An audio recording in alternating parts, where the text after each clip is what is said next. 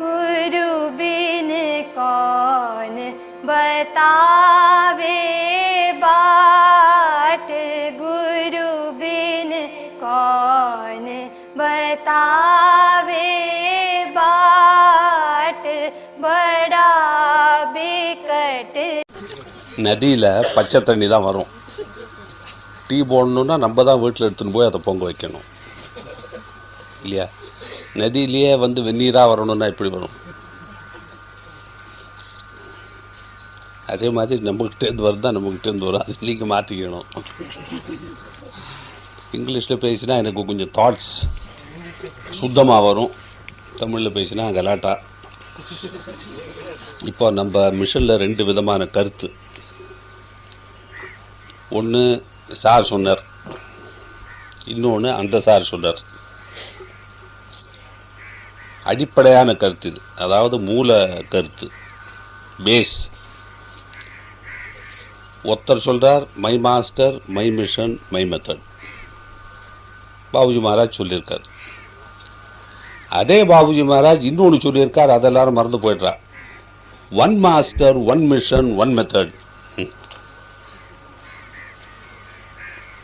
இது ரெண்டுலேயும் வந்து ஒரு ஒற்றுமையை காணாமல், அடிப்படை ஆதாரத்தை காணாமல் இருக்கிறவங்க தான் மாஸ்டர் 1 மிஷன் 2, இல்லை mission 1 master 2, master 1 mission 3 method. இல்லை சார் அதே மாஸ்டர் தான், செட்டாக போய் கொஞ்சம் நான் அதை ப்ராக்டிஸ் பண்ணிப்பேன். இப்போ லாலாஜி சாயத்துலேருந்து அவர் மகாசமாதிக்கு அப்புறம் எத்தனையோ சன்ஸ்தா உருவாயிருக்கு. எல்லாரும் லாலாஜி படத்தை வச்சு அங்கே கும்பிடுறான். கேட்டால் ஒரே மரத்துக்கு பல கலைகள் அப்படின்றான், ஒரே தகப்பனுக்கு பல குழந்தைகள் அப்படின்றான். இதெல்லாம் ஃப்ராடு. இந்த மாதிரி கருத்து எப்படி ஏற்படுறதுன்னா, 1 மாஸ்டர் 1 மிஷன் 1 மெத்தட் மறந்து போயிட்டு my master my mission my மெத்தடுக்கு மாத்திரம் பிராபல்யம் கொடுக்குறா, மரியாதை கொடுக்குறா. சேர்த்து பார்க்கணும். அப்போ வந்து 1 master 1 mission method is my master my mission my மெத்தட்னு ஏற்படணும். நாங்கள் எல்லாம் ஸ்ரீ ராமச்சந்திர மிஷன் தான் ஐயா. ஆனால் நீ திருப்பதிக்கு போறிய என்ன சார்? அங்கே கூட ராமச்சந்திரஜி தானே பார்க்குறோம், நம்ம வெங்கடாஜரை பற்றியாக பார்க்குறோம். அங்கே விற்கிறத பார்த்தா அப்படியே ஸ்பஷ்டங்க ராமச்சந்திரஜி தானே பார்க்குறோம். இது ஹிபாக்ரசி, பொய். இல்லை மாஸ்டர் ஒன்றா வச்சுண்டு இங்கே மெடிடேஷன், அங்கே போனால் இன்னொன்று. నో నేను కూడా ఆయన శిష్యుడు, బట్ ప్రాక్టీస్ వేరే. So 1 master 1 mission 1 method must be my master my mission my method. ஒரு மாஸ்டர் பேரில் 2 மிஷன் உருவாக முடியாது, 3வது மிஷன் வர முடியாது, 4வது மிஷன் வரக்கூடாது, 5வது வந்ததுன்னா விபரீதம், 6வது வந்ததுன்னா மேபி பிரளயம். No we are all worshipping the same மாஸ்டர்னு முடியாது. இந்த மாஸ்டரை வர்ஷிப் பண்ணணுன்னா இந்த மிஷனில் தான் பண்ணணும். அது மாத்திரம் போகாது, இந்த மெத்தடை ப்ராக்டிஸ் பண்ணுறவன் தான் இது மை மாஸ்டர் மை மிஷன்னு சொல்கிறதுக்கு ஒரு அதிகாரம் உண்டு. சும்மா கண்டபடி என்ன சார் இது ஆசிரமம் தானே, ஆசிரமம்னா அர்த்தம் என்ன? கஷ்டப்படுறவனுக்கு கொஞ்சம் இங்கே வந்து ஒரு உட்காந்துட்டு கொஞ்சம் சிரம பரிகாரம் பண்ணி சாப்பிட்டுட்டு போகலாம்னு ஒரு கருத்து இருக்கே சார் பழைய காலத்திலேருந்து. இதுதானே ஆசிரமம். ஆசிரமத்தில் பணம் வாங்கக்கூடாது, மதபேதம் இருக்கக்கூடாது, லிங்கபேதம் இருக்கக்கூடாது. யார் இந்த மாதிரி பேசுவா? ஊசியில் சாப்பிட்டுட்டு ஊசியில் படுத்துன்னு தூங்கிட்டு போக வேண்டிய பேசுவான். என்ன சார் ஸ்ரீராமச்சந்திரா மிஷன் போட்டிருக்கங்க, போஜனம் கூட துறைகளை கிடை அப்படின்னாக்க போஜனம் ஹோட்டலில் கிடைக்கும். ஸோ இது 2 பேர் சொன்னதை சேர்த்து பார்த்து 1 மாஸ்டர் 1 மிஷன் 1 மெத்தட் தான். அந்த ஒரு மாஸ்டருக்கு 1 மிஷன் தான், ஒரே மாஸ்டருக்கு 2 மிஷன் இருக்க முடியாது,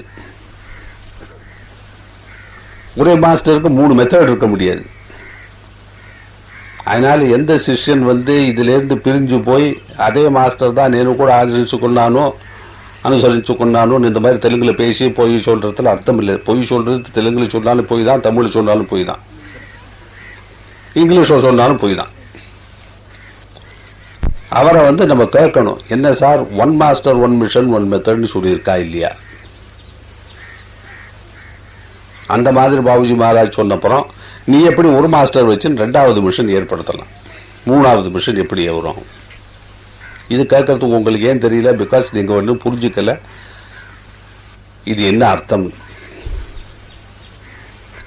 my master my mission my மெத்தட்னா ஒரு மாஸ்டர் வச்சு நான் இன்னொரு மிஷன் சிருஷ்டிச்சு my master my mission my method போச்சு. இப்ப சஹஜ் மார்க்கமே இல்லை. அதனால சஹஜ் மார்க்க சரியா புரிஞ்சுண்டு அதில் பாபுஜி மகாராஜ் என்ன சொல்றார், லாலாஜி மகாராஜ் என்ன சொல்றார். இப்போ சில பேர் சொல்றா, ஏன் சார் லாலாஜிக்கு அப்புறம் எத்தனையோ சத் சங்கங்கள் உருவாகலையா, எத்தனையோ சன்ஸ்தா உருவாகலையா அப்படின்னு கேட்குறா. அப்படின்னா இங்கே ஆகணுன்றது ஒரு அர்த்தமா? இப்போ எத்தனையோ குடும்பங்களில் பார்ட்டிஷன் ஆகுது. நம்ம குடும்பத்தில் பார்ட்டிஷன் வந்தால் நம்மளுக்கு கண்ணு கசக்கிறமா இல்லையா? ஐயோ என் பிள்ளை எப்படி பண்ணுவான்னு நான் நினைக்கலையே சார், பார்ட்டிஷன் கேட்குறான்னு நம்ம அழற மூலியம் போய் சிச்சி அப்படிலாம் பேசாதப்பா. எல்லா குடும்பத்தில் ஆகிறதான்னா சுவாமி எல்லா குடும்பத்தில் ஆகலாம், என் குடும்பத்தில் ஆகக்கூடாது அப்படின்னு சொல்கிறோமா இல்லையா? நம்ம குடும்பம் பார்ட்டிஷன் ஆகக்கூடாது, நம்ம குடும்பத்தில் வியாதி வரக்கூடாது, நம்ம குடும்பத்தில் பண கஷ்டம் வரக்கூடாது, நம்ம குடும்பத்தில் ஒத்துமை இருக்கணும், நம்ம குடும்பம் அத்தனை பேர் சேர்ந்து ஒரே குடும்பமாக வாழணும். ஒரு மனதா உடல்கள் பல பல மனது ஒன்று. இத்தனை கருத்தையும் நம்ம குடும்பத்தில் வச்சு திண்டாடுறோம் இல்லையா? மிஷன்ல மாத்திரம் ஏன் அந்த பாதுகாப்பு இல்லை? ஏன் இல்லைன்னா நம்ம விரும்பலை. அதுவும் சரியாத்தான் இருக்கு சாமி, இதுவும் சரியாத்தான் இருக்கு. எந்த தெய்வத்தை எப்படி கும்பிட்டா என்ன சார்? தெய்வத்தை தானே நான் கும்பிடுறேன் அப்படின்னாக்க அப்போ கிருஷ்ணன் இனத்துக்கு, ராமர் இனத்துக்கு, லக்ஷ்மி இனத்துக்கு, சரஸ்வதி இனத்துக்கு அதுக்காது சாமி அங்கங்க இருக்கிறதுக்கு பூஜை பண்றோம். ஒன்ன மாதிரி மலையனுக்கு தான் அவன் சிருஷ்டிச்சிருக்கான் அவ்வளவு கோவில். கடவுளை யார் பார்த்திருக்கா? ராமரை கடவுளா யார் பார்த்திருக்கா? ராமரை மனுஷனா தான் பார்த்திருக்கோம். அவர் அவதாரம்னு அப்போ தெரியுமோ தெரியாது. அவர் போய் பல ஆயிரம் காலங்களுக்கு அப்புறம் தான் அவர் அவதார ஸ்டேட்டஸ் நம்ம கொடுத்துருக்கோம். அவர் இருக்கிற காலத்துல ராமச்சந்திரன் புத்ருடு சக்கரவர்த்தி, சக்கரவர்த்தி திருமகன் கூட அவருக்கு ஒரு பேர். காட்டுல சுத்தனவன்.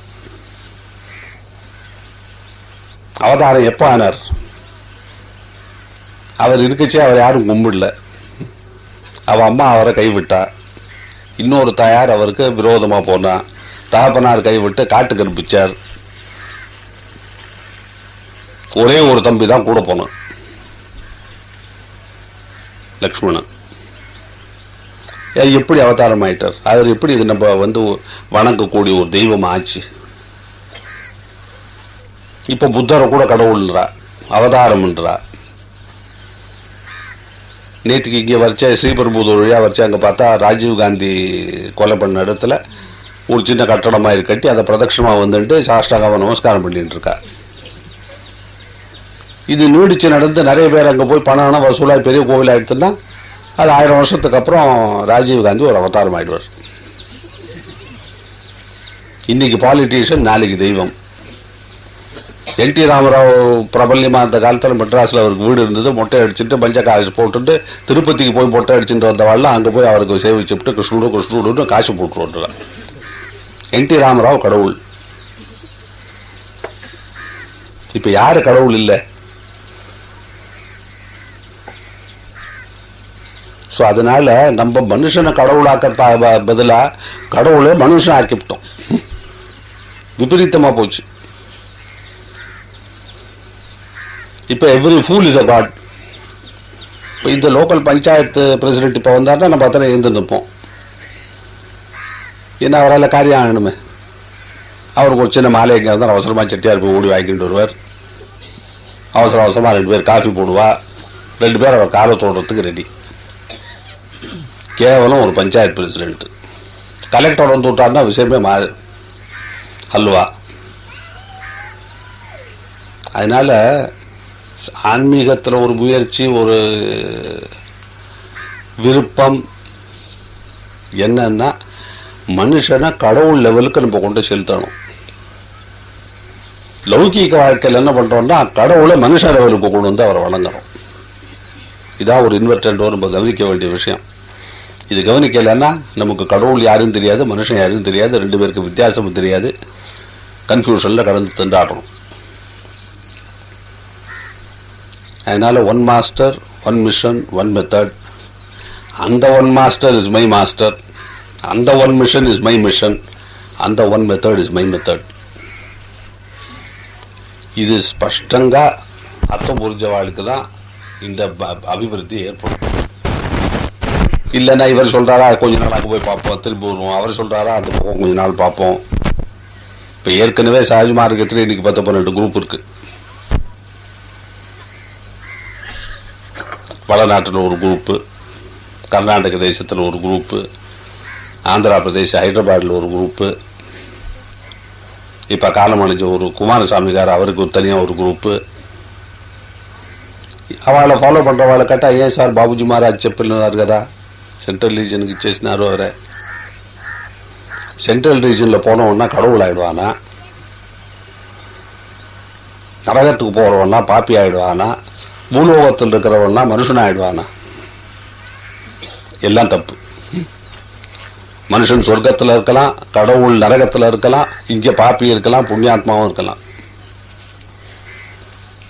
வீட்டில் இருக்கிறவன் எல்லா மனிதன்னாக்கா அப்புறம் நமக்கு இந்த வீட்டில், இந்த ஊரில், இந்த நாட்டில் கொலை நடக்கக்கூடாது, கொள்ளை நடக்கக்கூடாது. வீட்டில் மிருகங்களும் வசிக்கிறது. இன்னைக்கு மிருகசாலையில் நல்ல ஜந்துக்கள் வசிக்கிறது. ஹைகோர்ட்டில் பொய் சொல்கிறவன்லாம் அங்கே போய் ஜட்ஜா உட்காடுறான், பணம் வாங்கிட்டு கொள்ளாடிக்கிறான். ஜெயிலில் புண்ணியாத்மாவில் அடைக்கப்படுறா. இன்னைக்கு எல்லாம் விபரீதம். ஏன் விபரீதமா போச்சுன்னா நம்ம எதுக்கு வேணா தயார். யார் பணம் கொடுக்குறாளோ அவள்கிட்ட நம்ம போக தயார். ஒரு காலத்தில் ஸ்திரீகள் தான் தேவடியாளா இருந்தா, இன்னைக்கு எல்லாரும் தேவடியா. இன்னைக்கு லிங்க பேதம் இல்லாதது இது ஒரு விஷயத்தில் தான். அந்த பிசினஸ்ல 10 ரூபா சம்பாதிக்கமா அங்கே போய் நம்ம அவன் காலை தொட்டு அவனை குஷாமத் பண்ணி நம்ம பிசினஸ் பண்ண ரெடி. கலெக்டர் ஆஃபீஸில் போய் அவருக்கு ஒரு ரெஃப்ரிஜிரேட்டர் வாங்கி கொடுத்தா நம்மளுக்கு ஒரு லைசன்ஸ் கிடைக்குமா? அதுக்கு நம்ம ரெடி. அதனால இன்னைக்கு சொசைட்டி ரொம்ப ஒரு கேவலமான லெவலில் இருக்குன்னாக்கா நம்மளோட இந்த பண ஆசை, புகழ் ஆசை, பேராசை, பதவி ஆசைனால.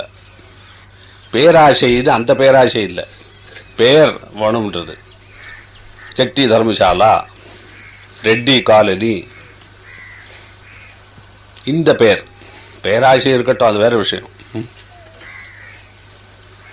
இந்த ஆசை எல்லாம் போய் நான் மனிதனாக மாற வேண்டும், மனிதன்லேருந்து கடவுள் நிலைமைக்கு நம்ம வர வேண்டும்னு ஆசைப்பட்டா தான் ஆன்மீகத்தில் அவள் பிரவேசிக்கிறதுக்கே அவளுக்கு ஒரு அனுமதி. இல்லைன்னா இதுவும் ஒரு சொசைட்டி, ஒரு கிளப் மாதிரி. சீட் ஆடுறா, நம்ம இங்கே மெடிடேஷன் பண்ணுறோம். அவன் என்ன சொல்கிறான், சீட் ஆடினா ஏதோ 10 ரூபாயும் சம்பாதிக்கலாம், இங்கே என்னடா பிரயோஜனம்ன்றான். கண்ணு மூடிட்டு உட்காந்துருக்கோம், சும்மாவானோம், waste of time. So Sahaj Marg நம்ம எதுக்காக ப்ராக்டிஸ் பண்ணுறோம்? குருன்னு ஒருத்தர் வச்சு நம்ம அவர் பின்னாடி ஏன் சுற்றுறோம்? மிஷன் ஒன்று கட்டின்னு நாங்கள் ஏன் நம்ம போகிறோம்? இதெல்லாம் கட்டிட்டு ஏன் மாரடிக்கிறோன்னு ஒருத்தர் கேட்டாக்க நம்ம ஏன் மாரடிக்கிறோன்னு நம்மளுக்கு சொல்கிறதுக்கு சரியான அர்த்தம் தெரியுமா, சரியான ஜவாப் இருக்கா? இருந்தால் தான் நீங்கள் அபியாசி. சத்சங்கம் வந்தவா அபியாசி இல்லை, நான் வரைச்சே வந்தவா அபியாசி இல்லைன்னு பாபுஜி மகாராஜ் சொன்னார்னு அவர் சொன்னார். கரெக்ட். ஆனால் அவர் இல்லாத போது வரவன் பார்த்து அபியாசியா? என் எண்ணத்தில் இல்லை. அபியாசம் பண்ணுறவன் தான் அபியாசி. அபியாசம் பண்ணாதவா சும்மா இங்கே உட்காந்து கண்டு மூடிட்டு இப்படி எப்படியோ உடம்ப ஆட்டிட்டு எங்கேயோ சித்திரை பண்ணிட்டு இருக்கிறவா எப்படி அபியாசி ஆகிடும்? நான் கூட மிஷனில் மெம்பர் சார் அப்படின்னு சில பேர் சொல்கிறவா இருக்கா. என்ன மெம்பர்ஷிப்? இங்கே மெம்பர்ஷிப்புக்கு பணம் கொடுக்குறீங்களா? மெம்பர்ஷிப் வாங்குறப்பா? மெம்பர்ஷிப்புக்கு ஏதாவது சின்னம் இருக்கா? சஹஜ் மார்க்கத்தில் மெம்பர் கிடையாது, அபியாசி தான். மிஷன்லேயும் மெம்பர் கிடையாது, அபியாசி தான். நான் அபியாசின்னு சொல்லிக்க ஒரு தைரியம் இல்லாதவன் தான் நான் மெம்பர்னு சொல்கிறான். அதனால் meditation, cleaning, night prayer, constant remembrance ஒரு விடாமுயற்சியில் செஞ்சுட்டு வரவன் தான் அபியாசி. அந்த மாதிரி அபியாசியில் தான் டிவோஷன் டெவலப் ஆகும், அன்பு டெவலப் ஆகும். மெடிடேஷனே செய்யாதவனுக்கு டிவோஷன் எப்படி வரும்? சாப்பிடாதவனுக்கு உடல் எப்படி வளரும்? மருந்து சாப்பிடாதவனுக்கு வியாதி எப்படி நீங்கும்? இல்லை சார், நான் மருத்துவமனைக்கு போயிட்டு வரேன், ஒன்றுமே குணமாக இல்லையேன்னு ஏன் குழப்பால மருந்து கொடுத்தாரா? வச்சுருக்கேன் சார் ஷெல்ஃபில். எங்கே காமி? ஏன்டா பாட்டில் ஃபுல்லாக இருக்கேன்னா? அப்படியே வச்சுருக்கேன் சார், இது 15 நாளாக அப்படி தான் இருக்குது. ஏன் சாப்பிட கொடுத்தாரா, வச்சுக்க கொடுத்தாரா? எப்படி மருந்து பயன்படணுன்னாக்கா அது சாப்பிட்டா தான் நம்மளுக்கு குணமாகுமோ அதே மாதிரி ஒரு ப்ராக்டிஸு, ஒரு பத்ததியில் நம்ம ஈடுபட்டு அதை செயல்முறையில் கொண்டு வந்தால் தான் அதனுடைய பிரயோஜனம். நான் அபியாசின்னு சொல்லிக்கிறதுல அர்த்தம் இல்லை. பேட்ச் போட்டுன்றவெல்லாம் அங்கே அபியாசி ஆகிட மாட்டான். இங்கே வந்து உட்கார்றவெல்லாம் அபியாசி ஆகிட மாட்டான். அபியாசம் பண்ணணுமா? அபியாசம் பண்ணினா அதுக்கு ஒரு முயற்சி, அந்த முயற்சியினுடைய பலம் என்னன்னாக்கா டிவோஷன் டெவலப் ஆகுது, அன்பு டெவலப் ஆகுது. அதனால என்ன வரக்கூடியதுன்னா மாஸ்டர் மேலே ஒரு பிரேமபாவம் உற்பத்தி ஆகக்கூடாது. அப்போதான் வெற்றி. அதுக்கப்புறம் தான் சாதனையே. இதெல்லாம் புரிஞ்சுட்டு இங்கே அங்கேயும் அலையாமல் நாய் வாய வச்ச மாதிரி எங்கே பார்த்தாலும் வாய வச்சு கோவிலுக்கும் போயிட்டு குளத்துக்கும் போயிட்டு மந்திரவாதிட்டும் போயிட்டு பல சாதனை முறைகளில் ஈடுபட்டு ஒன்றிலுமே பயன் இல்லையே சார் தான் எப்படி இருக்கும்? காத்தால ஹோமியோபதி, மத்தியானம் ஆயுர்வேதம், சாயந்தரம் அலோபதின்னா எப்படி குணமாகும்? மாஸ்டர் சொல்லிருக்கார், ஒருத்தரும் விளையாட்டாகிட்ட சொன்னார், 2 ப்ராக்டிஸ் பண்ணுறவங்கெல்லாம் 2 பொண்டாட்டிக்காரன் மாதிரின்னு. இங்கேயும் இல்லை அங்கேயும் இல்லை. இங்கே போனால் அங்கே போன்றா, அங்கே போனால் இங்கே போன்றா, வெரைட்டி அடிக்கிறார் 2 பக்கத்துலேயும். அதனால நம்ம ரொம்ப யோசித்து ரொம்ப ஆலோசனை பண்ணி அடிப்படை கருத்துக்களை சரியாக புரிஞ்சுட்டு ப்ராக்டிஸில் சரியான முறைப்படி ஈடுபட்டு நம்ம முன்னேற்றத்து பாதையில் போயிட்டு இருந்தோம்னா ஏதாவது முன்னேற்றம் ஏற்படக்கூடும். இல்லைன்னா நம்ம விரும்ப சும்மா உட்காந்துட்டு நான் மெம்பர்னு சொல்லிக்கிறதுக்கு தான் லாய்க்கு. இதெல்லாம் கொஞ்சம் கவனமாக கேட்டு அதை பற்றி யோசித்து அதை செயல்முறையில் கொண்டு வருவார்கள் நாம் என்னவே எதிர்பார்க்குறேன். தேங்க்யூ.